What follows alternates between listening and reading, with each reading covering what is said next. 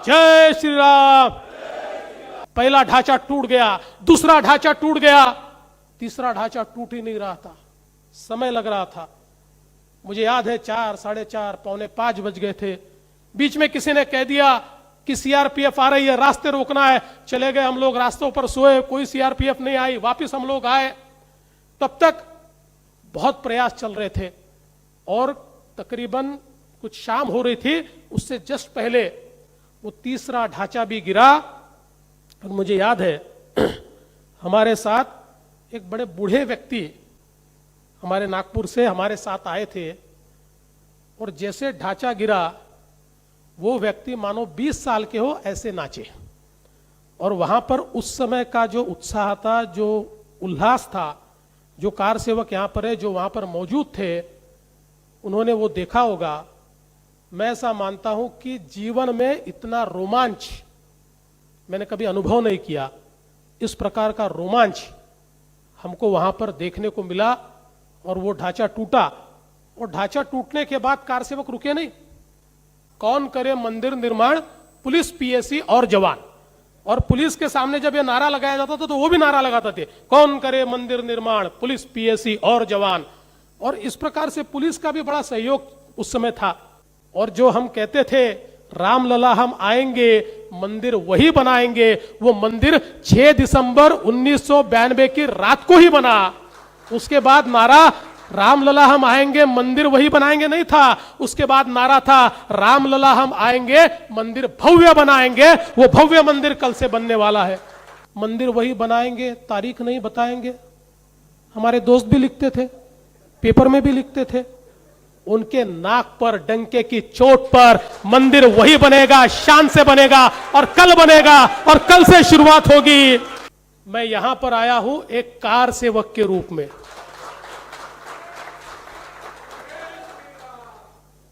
और मुझे बहुत फक्र है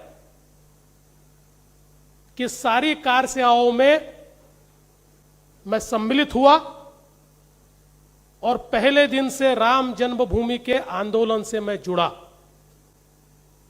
मुझे याद है कि मेरी उम्र 18-19 साल की होगी जिस समय सबसे पहले मेरे ऊपर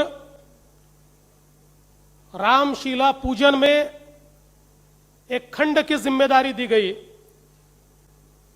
और हम जानते हैं खंड मतलब एक वार्ड था, और बताया गया कि इस खंड में जितने उपखंड है, जितने बूथ है, उसमें रामशिला पूजन होना चाहिए।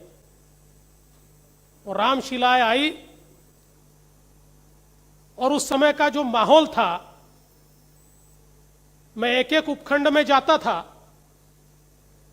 और वहां पर जिनका संघ विचारों से, भारतीय जनता पार्टी के विचारों से कोई मेल नहीं है, ऐसे लोगों के पास जाता था और उनको कहता था कि आपको जजमान बनना है, ये शीला पूजन तो आपके हाथ से होगा। और यकीन मानिए जिसके पास गया, किसी भी व्यक्ति ने मुझे ये नहीं कहा कि मैं नहीं आऊंगा। मुझे याद है हमारे मोहल्ले में मध्य प्रदेश कांग्रेस के बड़े नेता रहते थे। उनकी उम्र काफी थी, पूर्व में मंत्री रहे थे, कई सालों तक विधायक भी रहते मध्य प्रदेश में, और महाराणा प्रताप जी के वंशज थे। मैं उनके पास गया, मैंने कहा चाचा जी, प्रभु श्री राम का भव्य मंदिर बनेगा, उस मंदिर की शिला का पूजन करना है, और शिला पूजन के प्रमुख आपको बनना है। उन्होंने कहा बेटा बिल्कुल बनूंगा, क्यों नहीं बनूंगा, मैं हिंदू हूं, और अगर प्रभु श्री राम का मंदिर बनता है तो मेरे विचार कोई भी हो, पर मैं पहले हिंदू हूं। और उन्होंने जजमान पद स्वीकारा, और एक भव्य ऐसा कार्यक्रम हुआ, और उसके चलते सारे 10 उपखंडों में इस कार्यक्रम को हमने पूरा किया। और वहां पर पूजा होती थी, 200, 300, 400 वहां के लोग, परिवार पूजा में बैठते थे। उसके बाद उसकी एक बड़ी पालकी निकाली जाती थी, और पूरा मोहल्ला उसमें उमड़ पड़ता था। और मुझे ऐसा लगता है कि एक जो वातावरण उससे तैयार होता था, एक प्रकार की आध्यात्मिक शक्ति उससे जो निर्माण होती थी, मैं ऐसा मानता हूं राम मंदिर के इस आंदोलन की नींव इस रामशीला पूजन के कार्यक्रम से निश्चित रूप से रखी गई। मुझे याद है 1990 का जो हम लोगों ने कार सेवा की तैयारियां शुरू हुई, और उस समय मैं 20 साल का था। मैं अखिल भारतीय विद्यार्थी परिषद का काम करता था, और यह तय हुआ कि विद्यार्थी परिषद की ओर से हम सब लोग मिलकर अयोध्या जाएंगे। एक बड़ी सी टोली ली, ट्रेन में बैठे। उस समय तो तय था कोई टिकट निकालेगा नहीं, सबको विदाउट टिकट ही जाना था। जिसको जहां जगह मिले वहां बैठो, और ट्रेन में बैठे और सीधे इलाहाबाद पहुंचे। और इलाहाबाद पर इतना बताया गया था कि देवरा बाबा के आश्रम में चले जाओ, आगे की सूचनाएं वहां पर मिलेगी। तो उतरे, देखा आधे शहर में कर्फ्यू लगा है, कहां जाना पता नहीं है, कोई रास्ता बताने को नहीं है। साथ में सारे लोग 18, 19, 20, 21 साल के।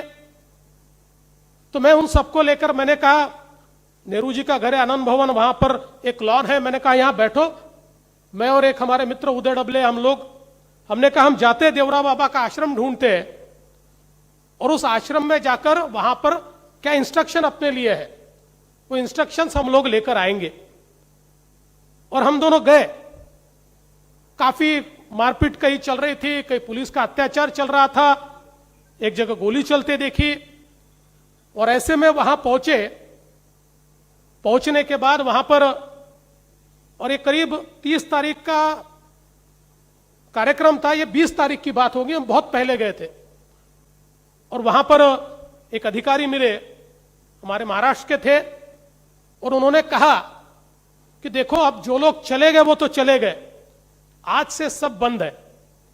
अब ट्रेनें भी नहीं जाएगी, अब बसें भी नहीं जाएगी, सारी नाकाबंदी लगी है। इसलिए तय हुआ है कि सारे के सारे लोग यहीं सत्याग्रह करेंगे। इलाहाबाद की जेल, नैनी की जेल, ये तो पूरी भर चुकी है, और इसलिए यहां पर कुछ मेकशिफ्ट वहां पर जेलें तैयार की गई थी। इन जेलों में अब जाना है, अपने को सत्याग्रह करना है। मैं वापिस आया, हमारे टोले को मैंने बताया कि इस प्रकार के आदेश है, शाम को सत्याग्रह करना है। पर मैंने कहा मैं सत्याग्रह में नहीं आने वाला। मैंने कहा मैंने तो यह तय किया है कि चाहे जो हो जाए मैं अयोध्या जाऊंगा, और इसलिए जो मेरे साथ चलना चाहता है वो रुक जाए, बाकी सारे लोग सत्याग्रह करें। और 8 लोगों ने हमने तय किया कि चाहे जो हो, पैदल जाना पड़े, जैसे भी जाना पड़े, हम लोग तो अयोध्या जाएंगे। बाकी लोगों का शाम को सत्याग्रह हुआ, वो मेकशिफ्ट जेल में ट्रांसफर हो गए। हम वापस देवरा बाबा के आश्रम में आए, और आश्रम में आकर फिर वहां पूछा। उन्होंने कहा अभी तो जाने का कोई सिलसिला नहीं है, पर 25-26 तारीख को शायद शंकराचार्य जी जाएंगे, और उनके साथ पैदल सब लोग निकलेंगे, और एक बड़ा टोला उनके साथ पैदल जाएगा। अगर आप जाना चाहते हैं तो उनके साथ आप जा सकते हो। तो हम लोगों ने कहा आप रहेंगे कहा? तो वहीं पास में एक सीताराम मंदिर था, वहां गए। उसके पुजारी जी को कहा कि भाई हम 7-8 लोग हैं, कार सेवा के लिए आए हैं। उन्होंने कहा बेटा कार सेवा के लिए तो बड़े पवित्र कार्य के लिए आए हो। हमने कहा रहने को जगह नहीं, आ जाओ अंदर। बाहर से बड़ा छोटा दिखता था, छोटा सा द्वार था, अंदर बहुत बड़ा मंदिर था, 3-4 मंजिला मंदिर था। उन्होंने कहा रहो यहां पर। तो वहां रहने लग गए। दिन भर सीताराम सीताराम सीताराम भजन करते थे। वो 3 बार भोजन खिलाते थे तो भोजन करते थे। सुबह सुबह संगम पर जाकर नहाते थे। वहीं पर हनुमान जी का बड़ी सोई हुई मूर्ति है, मंदिर था, वहां रोज दर्शन लेते थे। और हालत ये थी, लोगों ने कहा था कि भाई वहां पर ठंड बहुत होती है, तो बढ़िया ब्लैंकेट लेकर गए थे, पर अंदाजा ही नहीं था कितनी ठंड है। ऊपर सोना पड़ता था खुले में, और 3 डिग्री तक टेम्परेचर आता था। तो नीचे एक दरी बिछती थी, उसके ऊपर सोते थे और उस पर एक ब्लैंकेट लेते थे। तो 2 दिन में अकड़ गए। फिर कहा महाराज हम नहीं सो सकते, हमको आदत नहीं है इतनी ठंड की। तो फिर महाराज ने एक छोटी सी जगह और दे दी कि जहां पर हम सो पाए। ऐसे करते 25-26 तारीख आई और शंकराचार्य जी और कई धर्माचार्य इनके साथ हम लोग पैदल निकले। मुझे याद है इलाहाबाद से फाफामो से प्रतापगढ़, ऐसे रास्ते से हम लोग निकले, काफी दूर तक गए, पता नहीं 25 किलोमीटर 30 किलोमीटर। रात हो गई, 7 साढ़े 7 बजे का समय था और एक बहुत बड़े पुलिया पर पूरे इस प्रोसेशन को आने दिया और मुलायम सिंह जी की पुलिस ने सबको नाकाबंदी करके दोनों तरफ से लाठीचार्ज शुरू किया और फायर शुरू किया। पहली बार गोलियां चलते देखी। गोलियां आंख पे नहीं चल रही थी, ऊपर चल रही थी, लेकिन ऐसी चल रही थी, ऐसी नहीं चल रही थी। और जो सामने थे, हम लोग सामने थे, डंडे लगे तो हम पीछे गए, पीछे वाले सामने, आप समझ सकते, पीछे से भी डंडे चल रहे हैं, सामने से भी चल रहे हैं, सब एक दूसरे को बचा रहे हैं। ऐसे में धर्माचार्यों को गाड़ी में बैठा कर वो ले गए, कुछ लोग वहां से कूद गए। 1-1.5 घंटा जबरदस्त लाठी चार्ज किया और उसके बाद जब सारे लोग शांत हुए तब कई गाड़ियां लाई गई, बसें लाई गई। उन बसों में भरकर लॉक मारकर सीधा 500 किलोमीटर बदायूं ले गए और सेंट्रल जेल बदायूं में हमको बंद कर दिया। और फिर सेंट्रल जेल बदायूं में करीब 13-14 दिन हम लोग थे। लेकिन सेंट्रल जेल बदायूं में भी मुझे याद है कि जो वातावरण वहां का था, हम लोग तो कैदियों को भी रामधुन सुनाते थे और उनको भी हमारे साथ रामधुन सुनने पर मजबूर करते थे, वो भी हमारे साथ गाते थे। और सबसे महत्व की बात यह थी कि लोगों का उत्साह जो था, सारे कार सेवकों ने उस समय देखा है कि उत्तर प्रदेश का एक एक व्यक्ति कार सेवकों को मदद करता था। अगर किसी छोटे से चाय के ठेले पे हम एक कुल्हड़ में चाय ले ले और उसको पता चल जाए कि ये कार सेवक है तो पैसा भी नहीं लेता था। और बदायूं में भी ये हालत थी कि वहां का जिस दिन कर्फ्यू उठता था तो जेल के अंदर इतना खाना बाहर से आता था, जिस दिन नहीं होता था उस दिन तो जेल में वो 2 सूखी रोटी और आलू मिल जाता था, पर जिस दिन उठता था उस दिन लोग पता नहीं अपने घर के पकवान बना बनाकर भेज देते थे। और सबसे बड़ी बात यह थी, उस जेल का जो जेलर था, उस जेलर के दोनों बेटे कार सेवा में गए हुए थे और इसलिए वो भी एक प्रकार से कार सेवक ही था। और फिर वहां सुबह शाखा लगाते थे, शाम को भाषण होते थे, फिर एक बैरक से दूसरे बैरक भाषण देने के लिए जाते थे। और मुझे याद है कि टेलीफोन नहीं था, कोई साधन नहीं था, मोबाइल का तो सवाल ही नहीं था। तो हम लोगों ने थोड़ा घर पे क्या हालत होगी, इसलिए फिर जब वो खाना वाना आते थे उसको पटा के हमने पोस्ट कार्ड्स मंगवाए और सबने अपने घर पोस्ट कार्ड भेजे कि भाई हम लोग ठीक है, जेल में है, छूट के वापस आ जाएंगे। लेकिन जब 14 दिनों के बाद 15 दिनों के बाद छुटकर हम हमारे घर पहुंचे नागपुर, उसके दूसरे दिन वो पोस्ट कार्ड मिला। तब तक वो पोस्ट कार्ड आया ही नहीं था और घर पे सारे लोग परेशान, किसी ने कह दिया इनको गोली लग गई, किसी ने कह दिया जख्मी हो गए, हुआ तो कुछ नहीं था, पर घर पे सारे परेशान थे। और फिर ये सारा 30 की घटना हुई, उसके 6-7 दिन बाद हमको छोड़ा और फिर हम अपने ट्रेन में बैठकर वापस नागपुर पहुंचे। और मुझे याद है कि उसके बाद कई कार्यक्रम हुए, विराट हिंदू सम्मेलन हुआ, उसके बाद कई अलग अलग प्रकार के सारे कार्यक्रमों में जिस प्रकार का उस समय उत्साह था, मैं ऐसा मानता हूं कि जो हर उस समय का कार सेवक था, हर उस समय का स्वयं सेवक था, उसके मन में एक ही भावना थी कि हमको यह कलंक मिटाना है। ये हमारे लिए मंदिर मस्जिद का प्रश्न नहीं है, कोई एक ढांचे से हमको कोई फर्क नहीं पड़ता है, ये हमारी अस्मिता का प्रश्न है, हमारी पहचान का प्रश्न है। और इसके चलते जब 1992 में फिर एक बार कार सेवा का ऐलान हुआ, तब एक फायदा था, भले ही देश में नरसिंह राव जी की सरकार थी, लेकिन प्रदेश में कल्याण सिंह जी की सरकार थी। और इसलिए बिना किसी रुकावट के हम सीधे पहुंचे इलाहाबाद, बढ़िया गंगा स्नान किया, दूसरी ट्रेन पकड़ी, सीधे गए अयोध्या। अभी जैसे परब जी ने बताया, बड़े बड़े टेंट बने हुए थे, सारी व्यवस्थाएं वहां पर थी, उन टेंट में गए। फिर हमारे साथ एक हमारा मित्र था, उसने कहा कि मेरे करीबी रिश्तेदार है और यहां पर एक कालाराम मंदिर है अयोध्या में, उसके वो पुजारी है, चलो हम कालाराम मंदिर में जाकर रहेंगे। हम वहां पर भी बहुत पहले पहुंच गए थे, 28-29 तारीख को पहुंच गए थे शायद।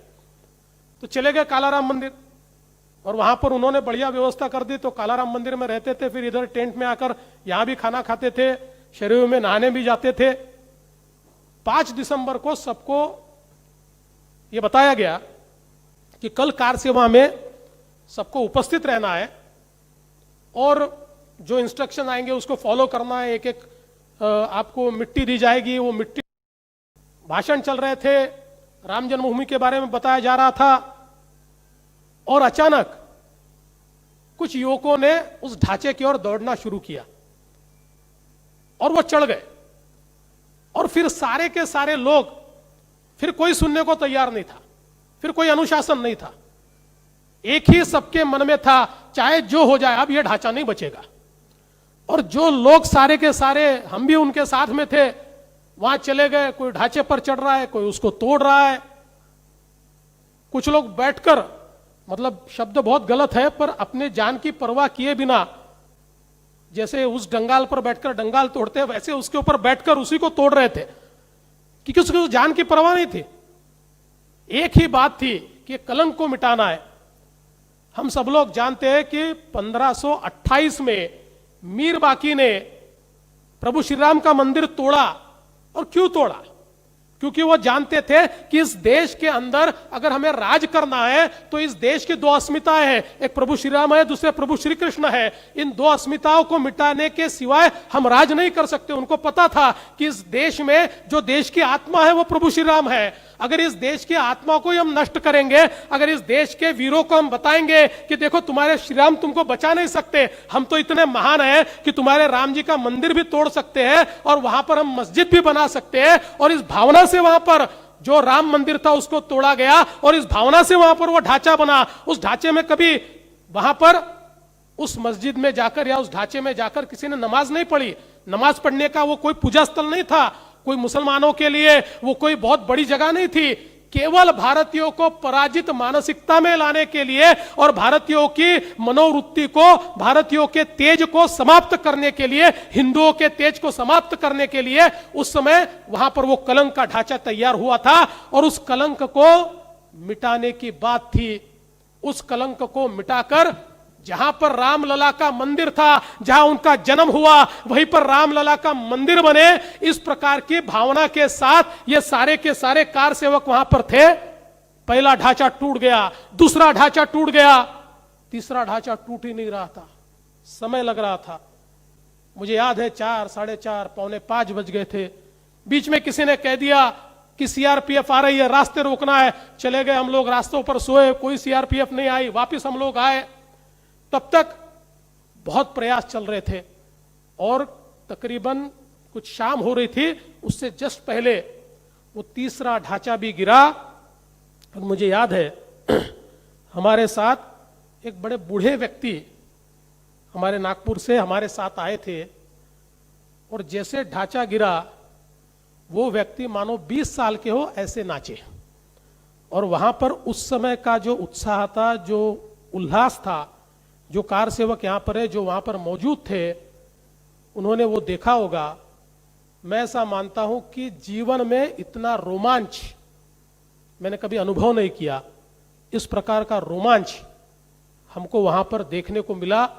और वो ढांचा टूटा, और ढांचा टूटने के बाद कार सेवक रुके नहीं, तुरंत जमीन को साफ करके सीढ़ियां बनाने का काम शुरू हुआ, क्योंकि रामलला को दूसरी जगह रख नहीं सकते थे, रामलला को विराजमान ही करना था। और कार सेवकों ने रातों रात छोटा मंदिर बन गया, उसकी सीढ़ियां बन गई। और जो हम कहते थे रामलला हम आएंगे, मंदिर वही बनाएंगे, वो मंदिर 6 दिसंबर 1992 की रात को ही बना। उसके बाद नारा रामलला हम आएंगे, मंदिर वही बनाएंगे नहीं था। उसके बाद नारा था रामलला हम आएंगे, मंदिर भव्य बनाएंगे। वो भव्य मंदिर कल से बनने वाला है। और उस रात को तो हम कालाराम मंदिर में सोए, और हमको पता ही नहीं रात में किस प्रकार से जो सारे टेंट थे उसके ऊपर लाठी चार्ज हुआ, लोगों को बाहर निकाल दिया। हम लोग सुबह उठे और बाहर निकले और कहा चलो अब मंदिर में जाके दर्शन करेंगे रामलला का। तो पुलिस ने रोका, बोले कहाँ जा रहे हैं? अच्छा, ये सारे इसमें पुलिस जो थी, चूंकि उनके भी मन में प्रभु श्री राम के प्रति इतनी श्रद्धा थी, चाहे पुलिस हो या वहां की पीएसी जो वहां का रिजर्व फोर्स हो या सारे जवान हो, मतलब आप लोगों को भी याद होगा वहां का एक नारा उस समय हुआ करता था, कौन करे मंदिर निर्माण, पुलिस पीएसी और जवान। और पुलिस के सामने जब ये नारा लगाया जाता था तो वो भी नारा लगाते थे, कौन करे मंदिर निर्माण, पुलिस पीएसी और जवान। और इस प्रकार से पुलिस का भी बड़ा सहयोग उस समय था। और पुलिस ने कहा कि भाई अब तो ये खाली हो गई और आप लोग भी चले जाइए, अभी यहाँ पर आप ऐसा कीजिए, बसों की व्यवस्था की है, सबको बसों से लखनऊ भेजेंगे। और 90% लोग चले गए, अयोध्या खाली हो चुकी है। अब ने कहा कि भाई हमको तो कोई आदेश ही नहीं है, तो फिर महंत अवैधनाथ जी के अखाड़े में हम लोग चले गए। हमने कहा चलो, महंत जी उस समय राम जन्मभूमि न्यास के अध्यक्ष थे, ये सारे आंदोलन का नेतृत्व करते थे, जो हमारे योगी जी के गुरु रहे हैं। हम उनके अखाड़े में गए, मठ में गए, तो वहां पर वो तो नहीं थे, वहां पर आचार्य धर्मेंद्र जी मिले। हमने धर्मेंद्र जी को पूछा, हमने कहा क्या आदेश है धर्मेंद्र जी? उन्होंने कहा देखिए अभी अयोध्या खाली हो गई है, अपना काम हो गया है, मैं भी चला, आप लोग भी चलिए। तो गए, फिर बस में बैठे और बस में बैठकर हम लोग लखनऊ की ओर निकले। लेकिन लखनऊ को उनको छोड़ना नहीं था, उनको केवल अयोध्या खाली करनी थी। फैजाबाद ले गए और वहां से बस से उतार दिया और कहा यहां से आगे बस नहीं जाएगी, अब आप लोग चले जाइए लखनऊ। तो फिर हम लोगों ने 2 घंटे रास्ता रोको किया। हमने कहा नहीं, हमको तो कहा था हम तो लखनऊ जाएंगे भाई, ये बस को ले जाना पड़ेगा। फिर उनको ध्यान में आया कि कहाँ ये झंझट आप लोग पहले ये रास्ता रोको करेंगे, तो वापस हमको बसें दी और फिर लखनऊ हमको भेजा। और फिर लखनऊ में हमको ट्रेन मिली, ट्रेन में बैठकर निकले। और जिस प्रकार से बताया, मतलब कुल मिलाकर नागपुर 1 दिन में पहुंचने चाहिए थे, 2.5 दिन लग गए, क्योंकि ट्रेन हर जगह रुकी जाती थी, उस पर पत्थर फेंके जाते थे। फिर कुछ लोगों ने ट्रेन में भी पत्थर जमा किए, उधर से पत्थर आए तो इधर से भी पत्थर चलते थे, फिर 2-3 घंटे निकलते थे। ऐसा करते करते फिर हम लोग जाकर नागपुर पहुंचे। और मुझे ऐसा लगता है कि एक बड़ा ही रोमांचकारी अनुभव रहा। और मैं तो वो सौभाग्यशाली व्यक्ति हूं कि जब तीसरी कार सेवा हुई अटल जी के जमाने में, उस समय भी उस कार सेवा में मैं गया। उस समय मैं विधायक बन चुका था, मैं एमएलए था, लेकिन उस समय भी अनरिजर्व्ड डब्बे में बैठकर अपने लोगों को लेकर बिना टिकट से वापस गया लखनऊ। लखनऊ में हम लोग रेलवे स्टेशन पर प्लेटफॉर्म पर ही सोते थे, प्लेटफॉर्म पर ही सोए। फिर दूसरे दिन वापस फिर क्योंकि उस समय वापस राज मायावती मुलायम जी का आ गया था, तो वापस रोका टोकी चालू थी। और फिर हम लोग वहां से फिर वापस ट्रेन पकड़कर अयोध्या की ओर निकले, रोका गया, वहां से फिर 30-35 किलोमीटर पैदल चले। और उस कार सेवा के समय फिर वो अटल जी की सरकार ने जो मंदिर के जो खंबे वगैरह तैयार हुए थे उसको स्वीकृत करके और ये घोषित किया कि अब सरकार इस मंदिर को बनाएगी। तो मुझे लगता है कि मेरे जैसा, आपके जैसा एक जो कार सेवक है कि जिसने इस सारे आंदोलन में अपना सहभाग लिया है, उसके लिए कल का दिन एक प्रेरणा का दिन है। कल का दिन एक ऐसा दिन है क्योंकि कई बार ये लगता था कि क्या हम अपने इस जीवन में प्रभु श्री राम जी का मंदिर बनता हुआ देखेंगे। और कई बार ये प्रश्न भी आता था। और कुछ लोग तो ये भी कहते थे मंदिर वही बनाएंगे, तारीख नहीं बताएंगे। हमारे दोस्त भी लिखते थे, पेपर में भी लिखते थे। उनके नाक पर डंके की चोट पर मंदिर वही बनेगा, शान से बनेगा और कल बनेगा और कल से शुरुआत होगी। मैं हमारे प्रधानमंत्री नरेंद्र मोदी जी, इनका आभार व्यक्त करता हूं कि जिन्होंने इस प्रश्न को बड़ी ही अच्छे तरीके से इसको सुलझाया। और भारत के सर्वोच्च न्यायालय का भी आभार व्यक्त करता हूं कि उन्होंने तथ्यों के आधार पर, देखिए सच छुप नहीं सकता, सच परेशान हो सकता है, वो पराजित नहीं हो सकता। और हमारे सुप्रीम कोर्ट में यह दिखा, आर्कियोलॉजिकल सर्वे ने यह बताया कि यहां पर मंदिर था, मंदिर के सारे अवशेष मिले और आज वहां पर मंदिर बनाने का काम शुरू हो रहा है।